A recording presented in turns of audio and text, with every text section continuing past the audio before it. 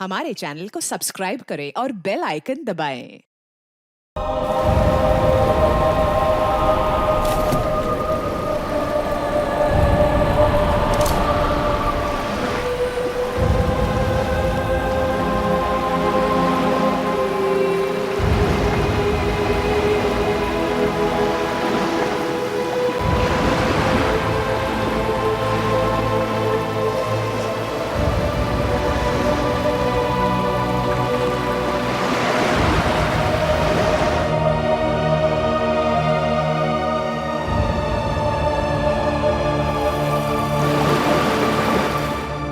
Sir बोलिए ना, क्या बात है? नहीं वो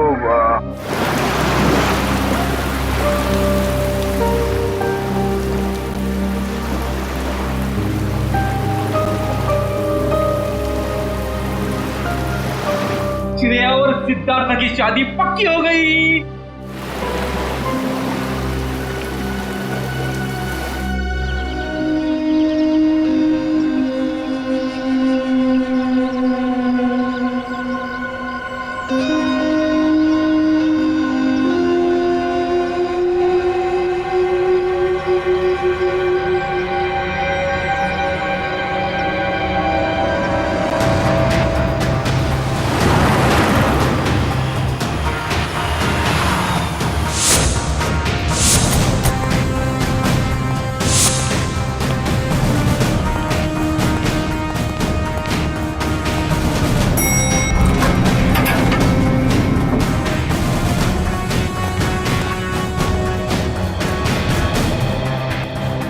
कहाँ है लाश? सर वो उस कैबिन में।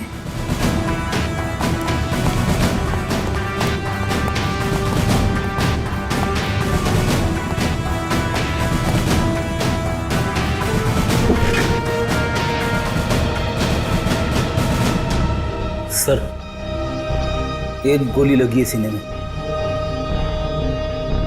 देखो जरा, शरीर से गोली बाहर निकलने का कोई निशान है क्या?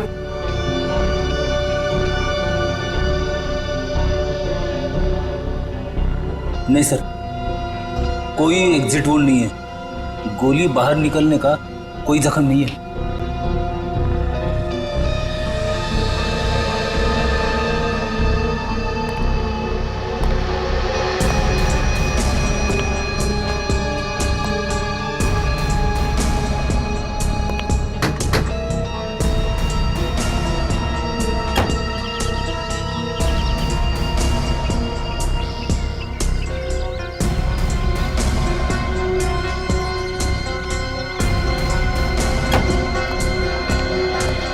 पूर्वी, सर। लाश किधर? सर अंदर आइए सर।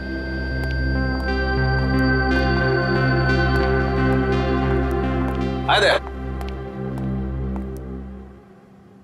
क्या बात है? तुम्हारा खास दोस्त कहाँ है? अभिजीत? इस आदमी के शरीर में गोली लगी है और कोई एग्जिट वुंड नहीं है। सब कमरे को अच्छी तरह से चेक करो। Excuse me. हाँ प्लीज प्लीज।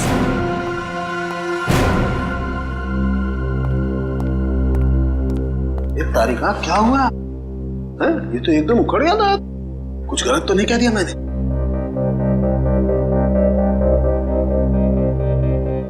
कैसे हुआ ये सब? हमें नहीं पता है सर। क्या नाम है आपका? जी श्लोक। कितने लोग काम करते हैं यहाँ ऑफिस में? कोई 20-22 लोग। 20-22 लोग।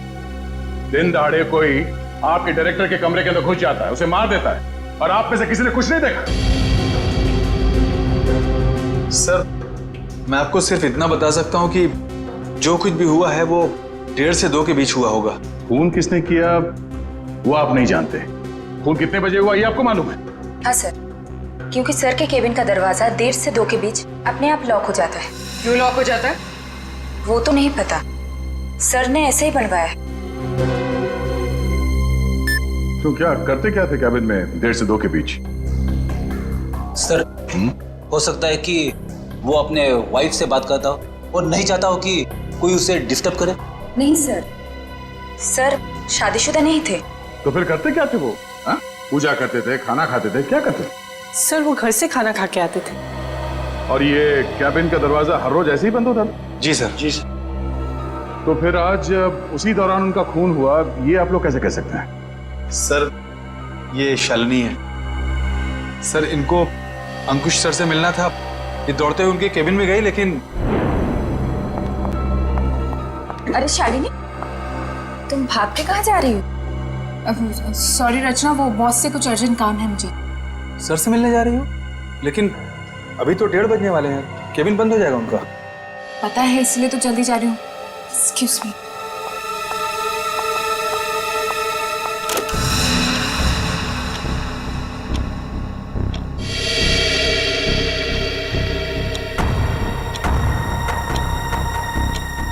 अब और आधा घंटा वेट करना पड़ेगा।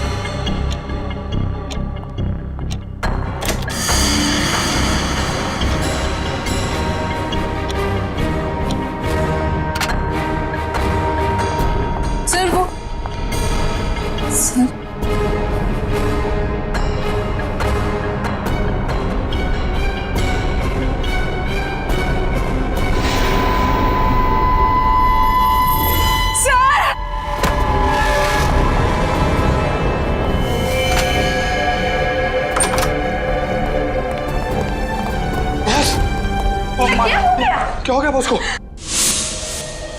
तो इसीलिए आप लोगों का मानना है कि दरवाजा बंद होने के बाद उनका खून हो? हाँ सर। सर कैबिन में कोई हथियार नहीं मिला। सर हो सकता है कमरे में कोई ऐसा मैकेनिज्म हो जिससे गोली खुद ब खुद चल गई हो।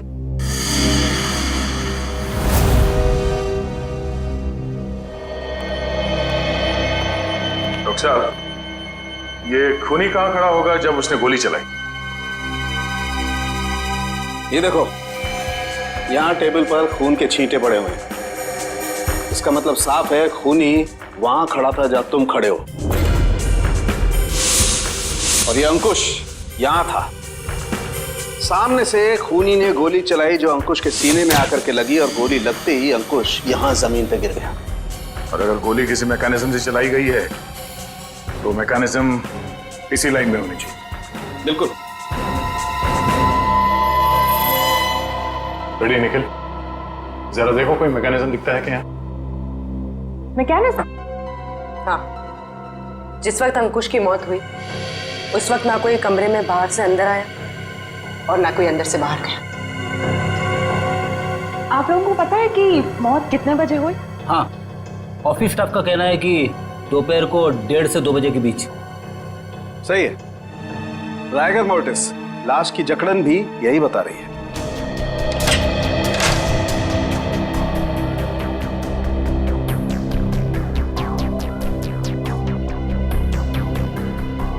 सर, यहाँ तो कोई मैकेनिज्म दिख नहीं रहा। सर यहाँ भी ऐसी कोई चीज दिखाई दे नहीं रही है। कमरे में कोई आया नहीं और कोई मैकेनिज्म भी नहीं है, तो फिर इस आदमी को गोली लगी कैसे? कि ऐसा तो नहीं कि ये दरवाजा लॉक होने से पहले इसे गोली लगी हो?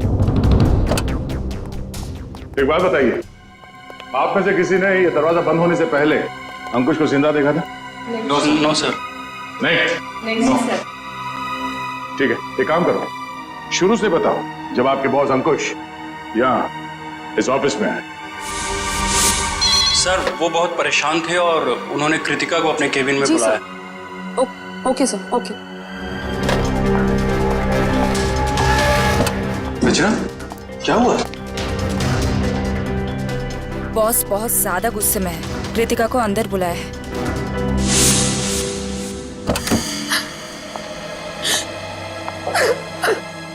क्या हुआ कृतिका? रो क्यों रही हो? कुछ अरे बताओ ना, रो क्यों रही हो? कुछ नहीं हुआ। अरे बताओ तो कृतिका। तो कृतिका अभी कहाँ है? ऑफिस से चली गई क्या वो? नहीं सर, उसका बैग तो यहीं है।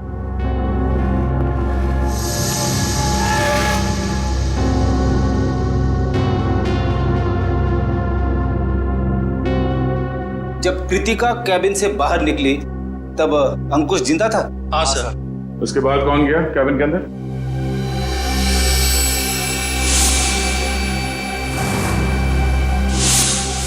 देखिए, हम एक सवाल 2 बार नहीं पूछेंगे आप लोगों से। हम यहाँ ये पता करने की कोशिश कर रहे हैं कि आपके बॉस का खून किसने किया, और इसके लिए हमें आपके सहयोग की जरूरत है। और आपके ऐसे चुप रहने से कुछ हासिल नहीं होगा। इसलिए बताइए, कृतिका के बाहर आने के बाद अंकुश के कैबिन में कौन गया था? सर, त्र्यंबक, रचना और मैं। उस वक्त कितने बजे थे?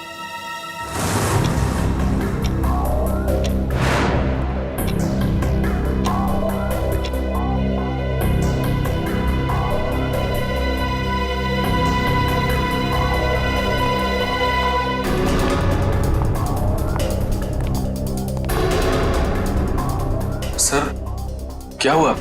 आपने हमें बुलाया? ये पूछो क्या नहीं हुआ है। क्या सर, क्या नहीं हुआ? ईमानदारी नहीं हुई, वफादारी नहीं हुई। सर, हम कुछ समझे नहीं। देखो, तुम तीनों बहुत मुश्किल में हो। मुश्किल में? हाँ, मुझे ये पता चला है कि तुम तीनों में से कोई एक हमारे डिजाइन्स कॉम्पिटिटर्स को बेच रहा है। नहीं सर, हम ऐसा नहीं कर सकते। हाँ सर, मुझे तो ये भी नहीं पता कि हमारे कंपटीटर्स है कौन। मेरे पास सबूत है और मैं तुम तीनों को जेल भिजवा सकता हूं, लेकिन मैं ऐसा नहीं करूंगा। चुपचाप शाम के 5 बजे तक मुझे बता दो वो आदमी कौन है। हाँ, उसकी नौकरी तो नहीं रहेगी, लेकिन उसे मैं जेल जाने से जरूर बचा लूंगा। लेकिन सर, हम लोग। मेरे पास ज्यादा समय नहीं, जितना मैंने कहा है उतना करो। तो कोई कंपनी के सीक्रेट्स बेच रहा था? हाँ? सर, अंकुश जरूर भड़का होगा इस धोखे से। कोई भी भड़केगा। बहुत तकलीफ होती है जब उसका कोई करीबी उसे धोखा देता है।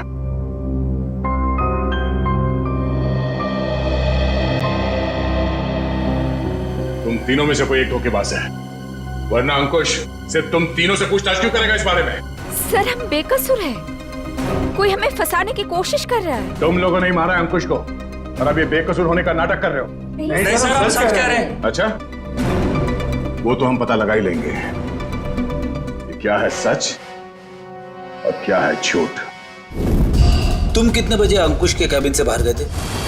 सर, यही कोई 1:15 हो रहा होगा। और वो जिंदा थे जब तुम बाहर आई? हाँ मैम। जी। तो उसके बाद कौन गया था कैबिन में? सर, मुझे पता नहीं है। मैंने किसी को जाते हुए नहीं देखा सर। मैंने भी किसी को अंदर जाते हुए नहीं देखा। सब सबका जवाब एक ही है। सर, समझ में नहीं आ रहा है कौन सच बोल रहा है और कौन झूठ। सर, ये खूनी जो कोई भी है, सर, इन तीनों के बाहर आने के बाद दरवाजा लॉक होने से पहले अंकुश के कैबिन में घुसा होगा, और अंकुश का खून करने के बाद शालिनी के आने से पहले निकल गया होगा। खूनी कौन हो सकता है? तो कमरे के अंदर घुसा और किसी ने उसे आते जाते नहीं देखा।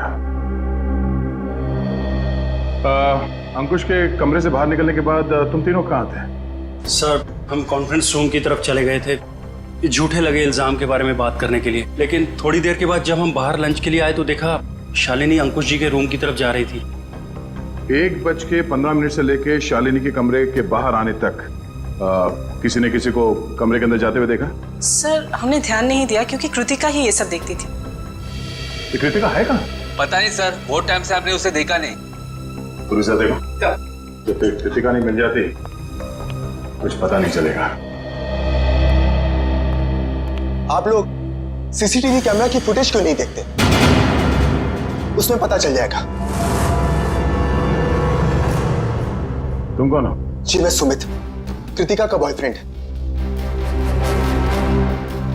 और ये सीसीटीवी कैमरा के बारे में क्या बता रहे हो? कृतिका ने मुझे बताया था कि बॉस ने स्टाफ पे नजर रखने के लिए उसके डेस्क पे एक सीक्रेट कैमरा लगा रखा था। खुफिया कैमरा?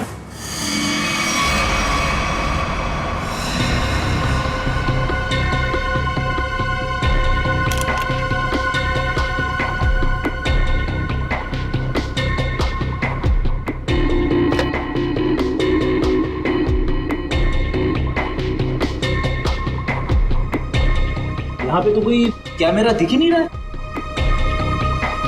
खुफिया कैमरा है, छुपा के रखा होगा।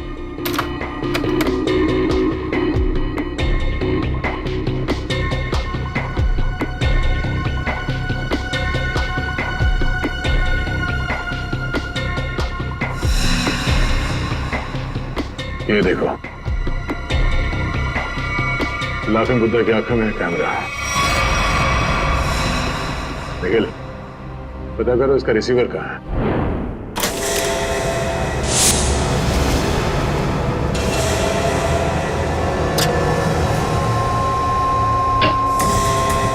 मैम, आशिका, मम्मी देखिए। अरे कृतिका, कृतिका, संभाल के। कृतिका, जाओ। कृतिका, कृतिका। क्या हो गया? सर, इसने आत्महत्या करने की कोशिश की। नर्स जहर निकाल। इसे हॉस्पिटल ले जाना होगा। पीछे एम्बुलेंस है, उसमें डालो जल्दी। कृतिका, ले जाओ। क्या हुआ? संभाल के। निखिल, उस खुफिया कैमरे का रिसीवर मिला? हाँ सर, उस सीक्रेट कैमरा का ये सब मिल गया है। गुड, जरा फुटेज प्ले करो। देखते हैं रचना, त्रिंबक और श्लोक के निकलने के बाद अंकुश के कमरे में कौन गया था।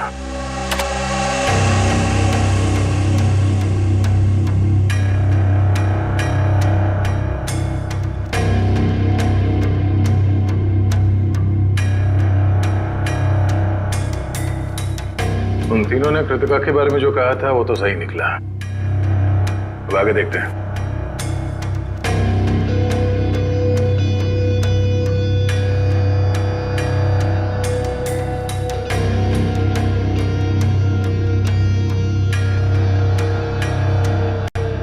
देखते हैं इस खुफिया कैमरे की आंखों ने ऐसा कुछ देखा है कि जो यहाँ काम करने वाले 20-22 लोगों ने नहीं देखा और अंकुश की मौत हो गई।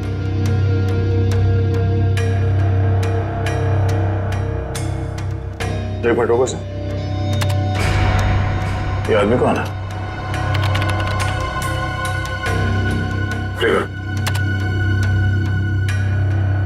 फॉरवर्ड करो सर। बस इसका चेहरा तो ठीक से दिख ही नहीं रहा है। ये आदमी कैबिन के अंदर गया एक 20 को, बाहर निकला एक 25 को, और बड़ी हड़बड़ाहट में निकला है बाहर। निकले, काम करो, ऑफिस स्टाफ मेंबर्स को बुलाओ, और हाँ, उस वॉचमैन को भी लेके आओ अंदर।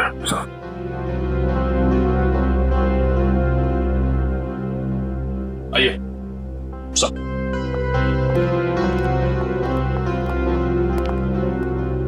देखिए, इस आदमी को पहचानते हैं आप? नहीं सर, हमने इन्हें कभी ऑफिस में नहीं देखा। तुम? नहीं सर, इससे पहले मैंने कभी इसे देखा नहीं। श्लोक? नहीं सर, मैंने भी इसे नहीं देखा। वॉचमैन, तुम तो एंट्रेंस में थे, तुमने तो देखा होगा इस आते जाते। हाँ, पहचानते हो कौन है? नहीं सर, मैंने इसे कभी नहीं देखा। अरे तो फिर ये अंदर आया कैसे? उड़ के आया क्या? मेरा एक फोन आया था, मैं 5 मिनट के लिए थोड़ी दूर चला गया था, शायद ये तब आया होगा। अच्छा, निखिल, एंट्रेंस में जो कैमरा है उसका फुटेज चेक करो।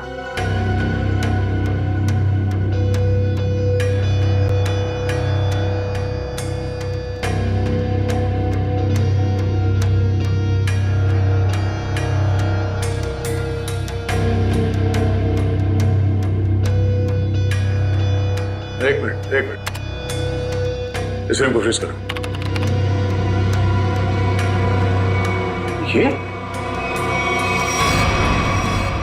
सुमित? कृतिका, तुम्हें कुछ नहीं होगा, जल्दी चलो। आई। तुम्हें कुछ नहीं होगा कृतिका, तुम ठीक हो जाओगे। संभल के।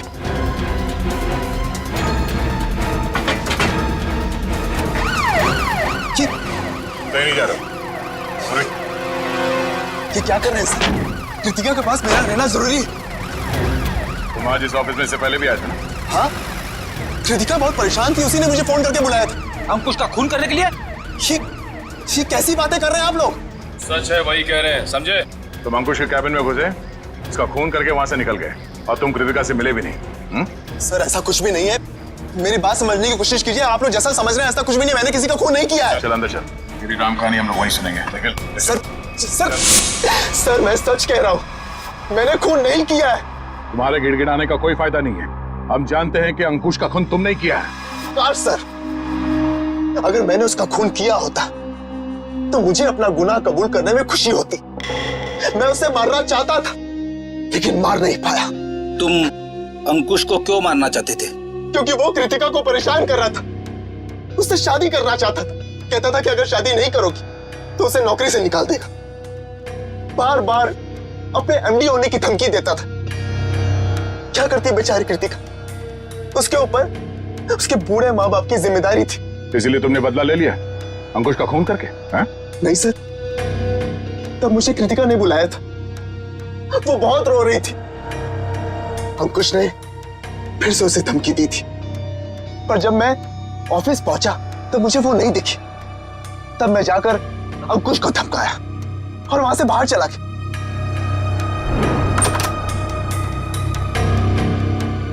कौन हो तुम? बहुत हो गया अंकुश, कृतिका से दूर रहना, वरना क्या करोगे? जान से मार दूंगा तुझे।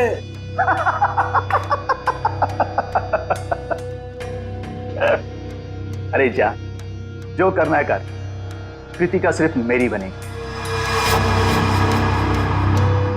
अंकुश, तू यहां से निकल रहा है या मैं सिक्योरिटी को बुलाऊं? आउट।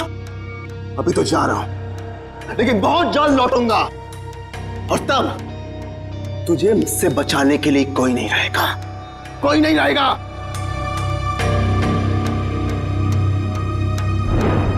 हमारे पास सबूत है, तुम 1:20 में अंकुश के कमरे के अंदर गए थे और ठीक 1:25 को बाहर निकले थे। क्यों? फिर भी मैं बार बार यही कहूंगा कि मैंने खून नहीं किया है। देखो सुमित, दया सर को गुस्सा मत दिलाओ, सीधी तरीके से मान जाओ कि खून तुमने किया है। क्योंकि तुम्हारे जाने के बाद यहाँ की स्टाफ शालिनी जब कैबिन में गई तब अंकुश मरा पड़ा था। सर मेरा विश्वास कीजिए, मैंने खून नहीं किया है, प्लीज मेरा यकीन कीजिए आप लोग। याद देखो। सर, गन पाउडर की स्मेल। तो स्प्रे देना। एक मिनट।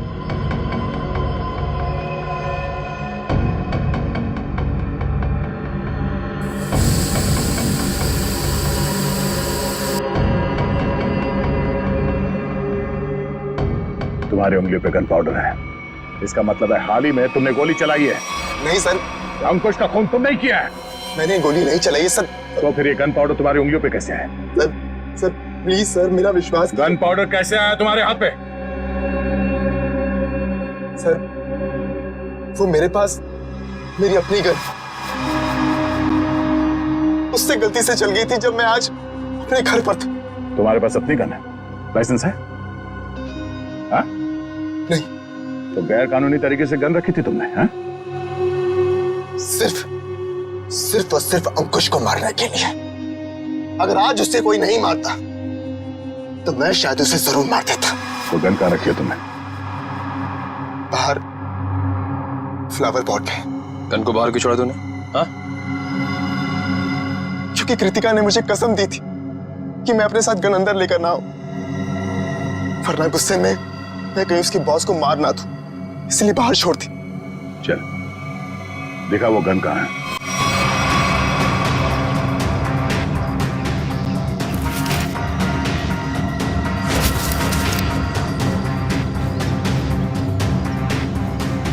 ये तुम्हारी गन? हाँ सर।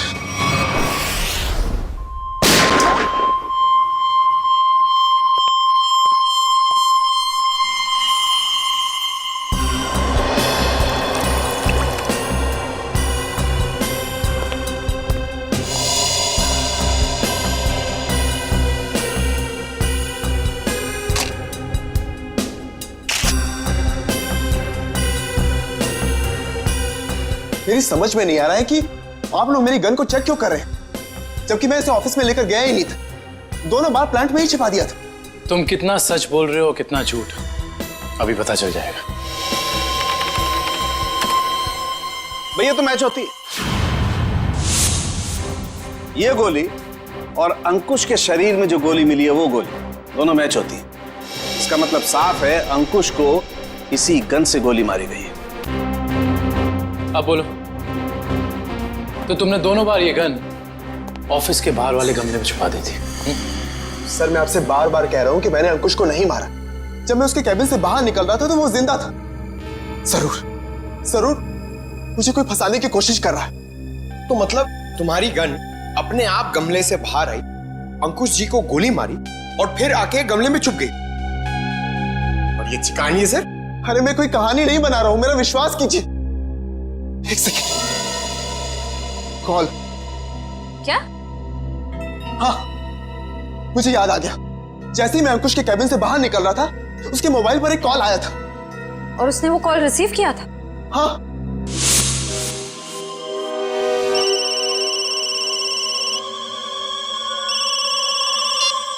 हाँ बोल।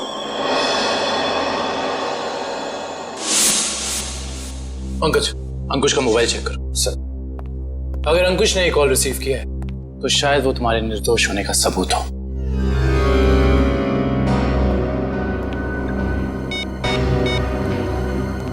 सर अंकुश को 1:25 पे कॉल आया था सर, और 7 मिनट तक कॉल चली थी। 7 मिनट?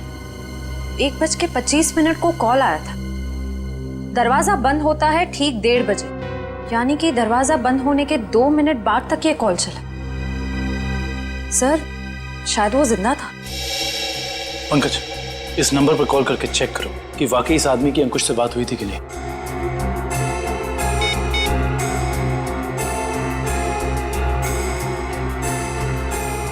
अंकुश नहीं, मैं सीआईडी ऑफिसर पंकज बोल रहा हूँ। अच्छा एक बात बताइए, आपने आज अंकुश को फोन कॉल किया था? आपकी बात हुई थी उससे? अच्छा, लगभग कितने मिनट तक बात हुई थी? 5 से 7 मिनट। अच्छा ठीक है, थैंक यू वेरी मच। नहीं कोई टेंशन। सर 7 मिनट तक बात हुई थी सर। देखा सर, मैं सच कह रहा हूं, मैंने अंकुश को नहीं मारा है। इसका मतलब सुमित खूनी नहीं है। तो फिर खूनी कौन है? कहीं खूनी पहले से ही तो कैबिन में छुपकर नहीं बैठा था और दरवाजा लॉक होते ही उसने अंकुश को गोली मार दी और फिर वहां बैठकर इंतजार कर रहा था। और जब 2 बजे बाकी का सारा स्टाफ अंदर आया कैबिन में अंकुश की लाश देखने, तो मौका देखकर वो भी उनके साथ निकल गया।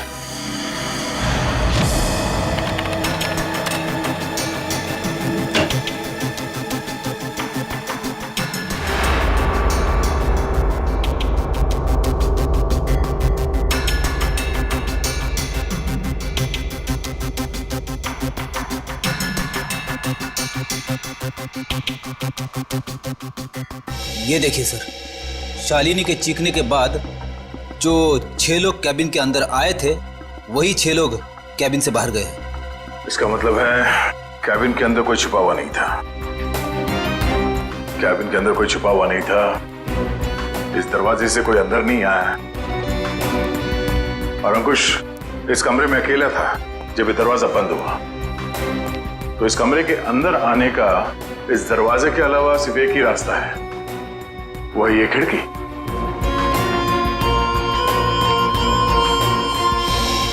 मगर जब हम लोग इस कमरे के अंदर आए तो ये खिड़की अंदर से बंद थी।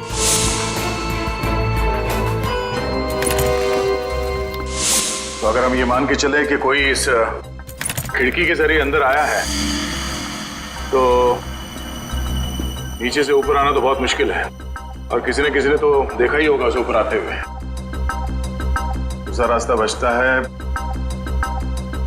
ऊपर टेरेस से।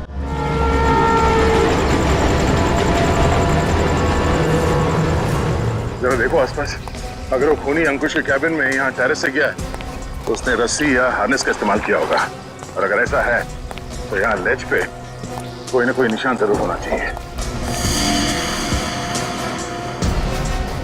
तो चेक करो।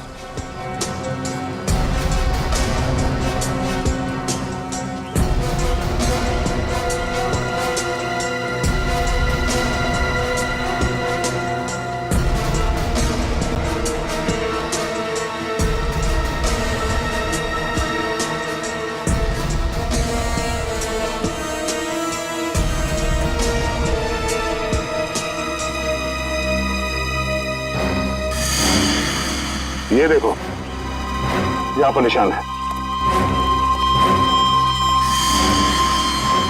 ये निशान, उसने रस्सी को यहाँ से बांधा और यहाँ से नीचे उतरा।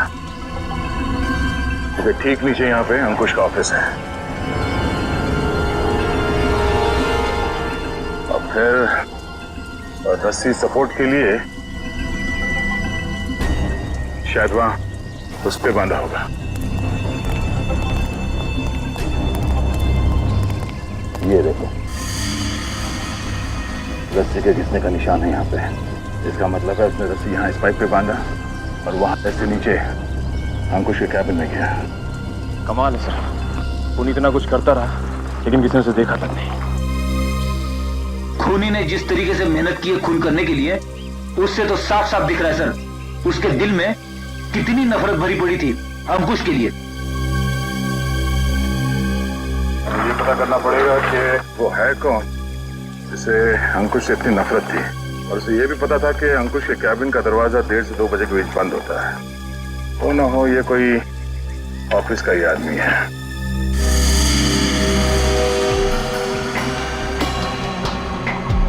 खूनी टेरेस से रस्सी के सहारे नीचे उतरा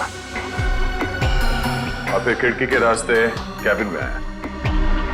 लेकिन आपने तो चेक किया था, खिड़की अंदर से बंद थी, जिसका बाहर से खुलना नामुमकिन था। Exactly Freddie. इसका मतलब है खून होने से पहले खूनी ने या उसका साथ देने वाला कोई ना कोई इस ऑफिस में था, जिसने छुपके से ये लैच, खिड़की का लैच खोल दिया ताकि इसे बाहर से खोल सके। फिर सर खूनी ने खिड़की को अंदर से लॉकअप किया। ये शायद तब हुआ होगा जब ऑफिस के बाकी के स्टाफ मेंबर्स अंकुश की लाश देखने के लिए कैबिन के अंदर घुसे। खूनी यहाँ से अंदर आया और उसने अंकुश को गोली मार दी।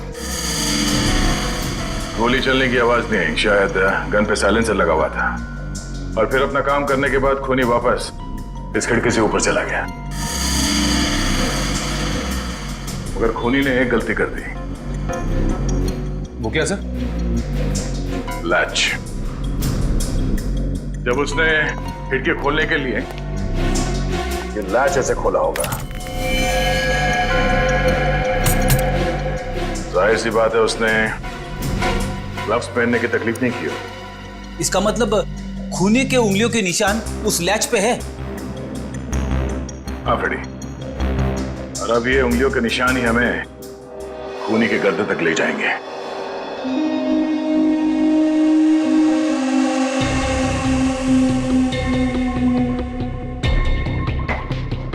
सर आप लोग हम पर शक कर रहे हैं? हाँ, क्योंकि खूनी आप लोगों में से कोई है। ये क्या कह रहे हैं आप सर? सही कह रहे हैं। थोड़ा इंतजार करो।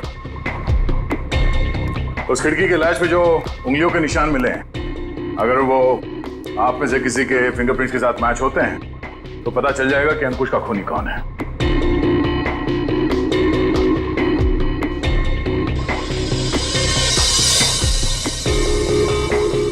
ठीक, आप जाइए, आप आइए।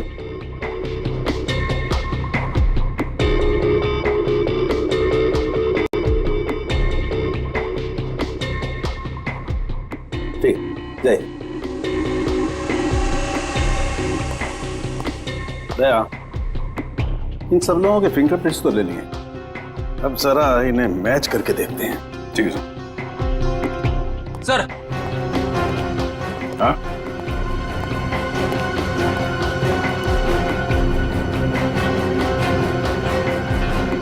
खूनी ने टेरेस से नीचे उतरने के लिए जिस रस्सी का इस्तेमाल किया था, वो रस्सी कहीं मिल नहीं रही है। अच्छा, दीदी, वो रस्सी यहाँ ऑफिस में होनी चाहिए। ढूंढो, देखो कहाँ है वो रस्सी। सबसे बड़ा सबूत है, इस फिंगरप्रिंट से भी ज्यादा बड़ा। अगर वो रस्सी मिल गई तो समझ लो खूनी अपने आप अपने हाथ आ जाएगा।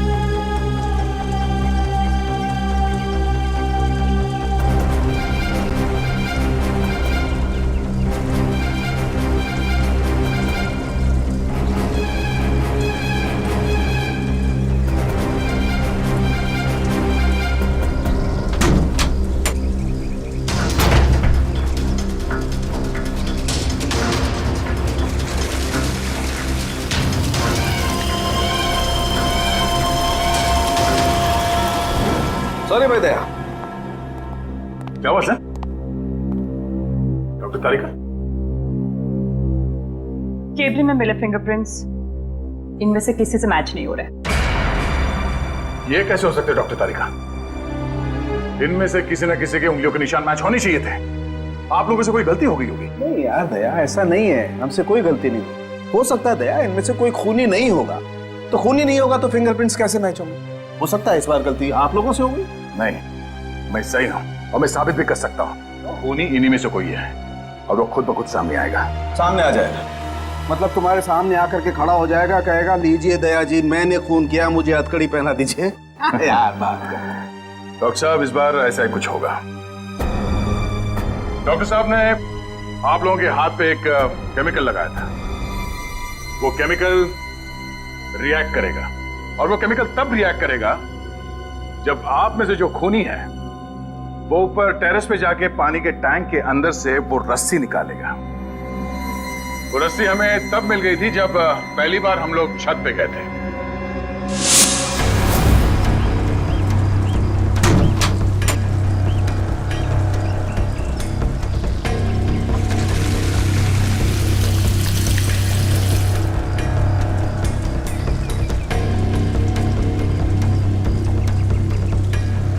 पूरी तैयारी के साथ आया था।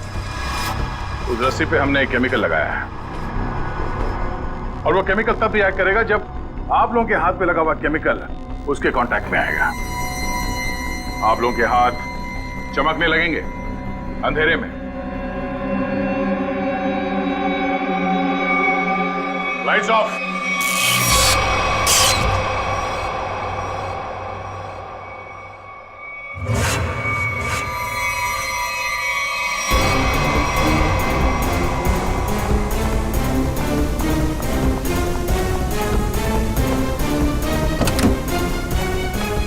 बस बहुत भाग लिया, अब और नहीं।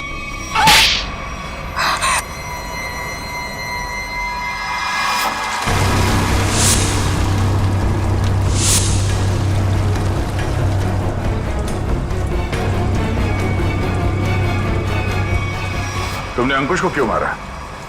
तुम ही कंपनी के सीक्रेट्स बेच रही थी ना?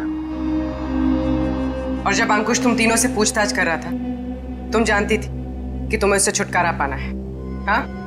मैं बहुत पहले से ही जानती थी कि मैं पकड़ी जा सकती, इसलिए मैंने प्लान बना के रखा था कि जब भी मौका मिलेगा मैं अंकुश को मार दूंगी। और तुमने अपने प्लान में सुमित को कैसे फंसाया और क्यों फंसाया? उसने क्या बिगाड़ा था तुम्हारा? मेरी सबसे अच्छी सहेली को मुझसे दूर कर दिया था। मैं और कृतिका अच्छे दोस्त हुआ करते थे, लेकिन जब से सुमित उसकी जिंदगी में आया था तब से कृतिका उसकी बातें करती रहती थी। सुमित ऐसा है, सुमित वैसा है, सुमित ने ये किया, सुमित ने वो किया, सुमित सुमित सुमित। इस सुमित से मुझे नफरत होने लगी थी। दिन रात उसके साथ फोन पे लगी रहती थी। इस सुमित के चक्कर में वो मुझे भूल गई थी।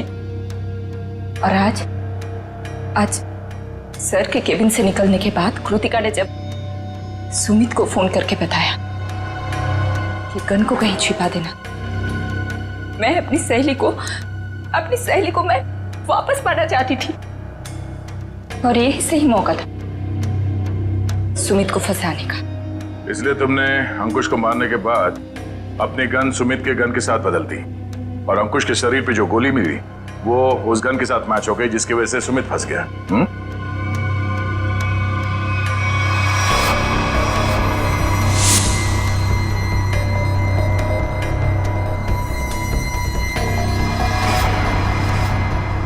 और जब अंकुश अपने कैबिन में तुम तीनों पे भड़क रहा था, उस वक्त तुमने चुपके से उस खिड़की का लैच खोल दिया।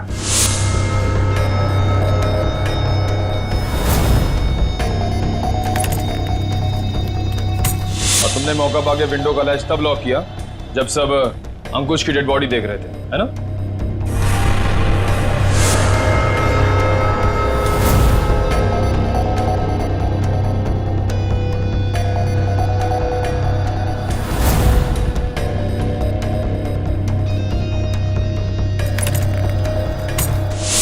तुम्हें कैसे मालूम कि सुमित के पास कौन सी गन है?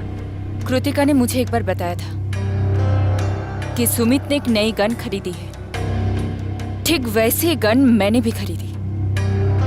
और आज जब सुमित दोबारा ऑफिस में आया तो मुझे पता था कि वो गन फिर से कहीं बाहर रख के आया होगा। और मौका मिलते ही मैंने वो गन बदल दी। क्या फायदा हुआ तुम्हें ये सब करके? हाँ? तुमने एक दोस्त खो दिया और साथ में अपनी आजादी भी। पूर्वी, ले जाओ इसे। Sir, sir.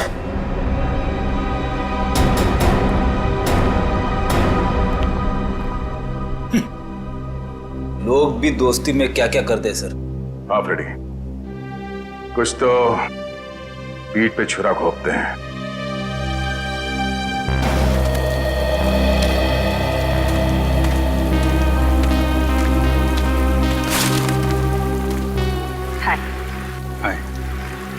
झूठ बोला तुमने दया से?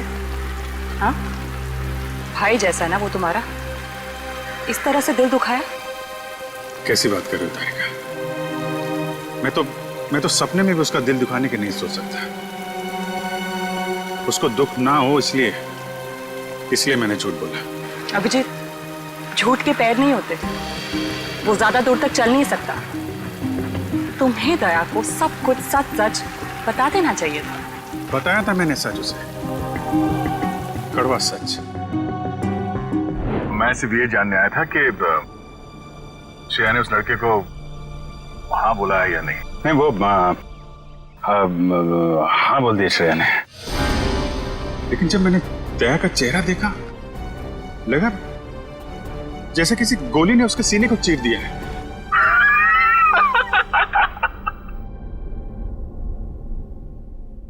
अरे यार, क्या लड़का है? नहीं, तबीयत खराब हो गई उसकी।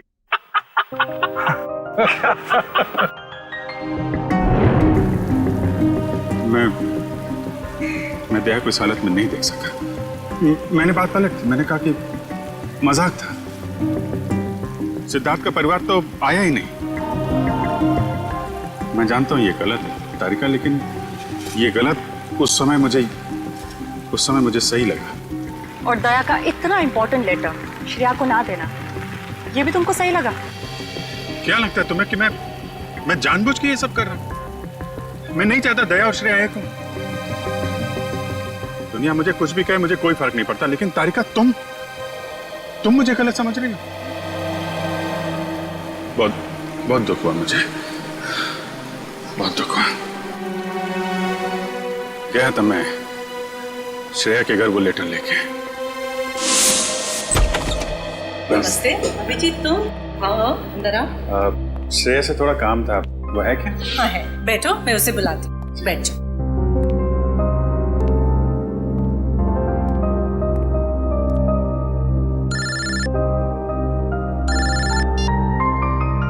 अरे भाई, तुम्हारा ही काम करने आया हूँ यार। अरे भूल कैसे सकता हूँ, लेटर है मेरे पास, अभी दिया नहीं है। जैसे ही श्रेया आती है ये लेटर उसके हवाले कर दूंगा। हैं? अरे यार थोड़ा तो सब्र रखो यार। हाँ मैं करता हूँ। नमस्ते। अभिजीत, मैं तुम्हारे हाथ जोड़ता हूँ, तुम दया का कोई भी लेटर श्रेया को नहीं दोगे। लेकिन दया और श्रेया तो... मैं जानता हूँ दया और श्रेया कुछ कहते नहीं, लेकिन वो एक दूसरे के काफी करीब हैं। मगर मैं अब नहीं चाहता हूँ कि श्रेया अपना फैसला बदले। ये तो दोनों के साथ ज्यादती होगी। आप... अभिजीत, मैं मजबूर हूँ। मैंने पिछले साल सिद्धार्थ के पिता से एक बड़ी रकम उधार ली थी, जो मेरे अलावा मेरे घर में कोई नहीं जानता। और अगर श्रेया ने इस शादी से इनकार किया तो वो लोग सारे पैसे वापस मांग सकते हैं, जो मैं अभी देने की स्थिति में नहीं हूं। लेकिन अंकल, ये तो श्रेया की जिंदगी का सवाल है। तो मैं क्या करूं? इतने पैसे कहां से लाऊं? श्रेया की मां को हार्ट प्रॉब्लम है। तुम लोगों की जरा सी गलती हमें प्रॉब्लम में डाल सकती है। देखिए, अगर सिर्फ पैसे की बात है तो हम लोग मिलकर कोशिश कर सकते हैं। पैसा तो... नहीं, वो बात नहीं है। पैसे का इंतजाम हो चुका है, बस 1-1.5 महीने की बात। एक बार मैं उनके सारे पैसे लौटा दूं, उसके बाद तुम ये लेटर श्रेया को दे देना। लेकिन तब तक ये बात हम दोनों के बीच ही रहनी चाहिए, प्लीज। ये आपने बड़ी मुश्किल में डाल दिया। दया से कोई बात छुपाना इतना आसान नहीं है।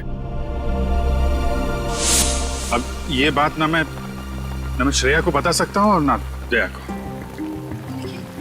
दया तो इस बारे में कुछ नहीं जानता। वो तो तुम्हें गलत समझ रहा है। इनफैक्ट नफरत करने लगा है वो तुमसे। जानता हूँ, वक्त ने गलतफहमी पैदा कर दी है, लेकिन ये भी जानता हूँ कि सही वक्त आने पर सब ठीक भी हो जाएगा। For more updates, subscribe to our channel, click the show links and enjoy watching the videos.